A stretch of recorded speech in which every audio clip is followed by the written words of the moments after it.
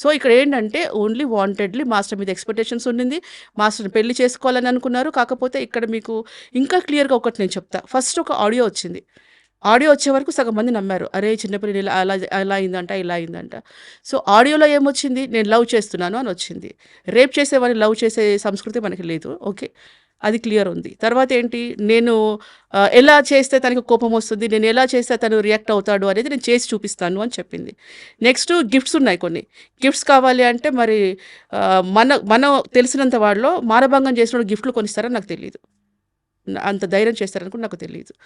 తర్వాత గిఫ్ట్స్ తీసుకోవాలంటే ఇంటికి రమ్మని చెప్పండి. అరే నువ్వు ఆయనను చూస్తేనే నీకు అది పడుతుంది కదా, మరి ఎందుకు రమ్మన్నావు ఇంటికి? సో అయిపోయింది. అది ఇంటికి రమ్మని చెప్పిన దాంట్లో వాయిస్, ఇది కూడా అన్నీ టోటల్గా వాయిస్లో ఉన్నదే చెప్తున్నాను. అక్కకి తెలిసిపోయింది. సో మరి దీన్ని ఎలా తీసుకుందాం రిసీవ్? ఇది అయిపోయింది, ప్యాటర్న్ పక్కన పెట్టేద్దాం. సెకండ్ ఏంటి, వాళ్ళ మదర్ విషయం. ఈ మధ్య ఇంకొక ఆడియో వచ్చింది బయటికి. దాంట్లో ఏమంటున్నారు, మీ దాంట్లో 2 పెళ్ళిళ్ళు 3 పెళ్ళిళ్ళు ఉంటాయి కదా, సో మళ్ళీ మీరు హోటల్స్కి వెళ్ళడం కానీ వేరే దగ్గరికి వెళ్ళడం కానీ అమ్మాయి భరించలేకపోతుంది. అరే ఆయన నుంచి తప్పించుకోవడానికి నువ్వు చూస్తున్నావు కదా, మరి భరించలేకపోవడం ఎక్కడ? దీన్ని ఎలా రిసీవ్ చేసుకుందాం, పబ్లిక్కి ఎలా చెప్దాం? ఎందుకంటే ఇది పొద్దాకలు ఎలా అయిపోతుందంటే రెండే పట్టుకుంటున్నారు, చిన్నపిల్ల చిన్నపిల్ల అంటున్నారు. చిన్నపిల్ల పెద్ద పెద్ద పనులు చేసింది, మరి అది కూడా ఆలోచించాలి కదా.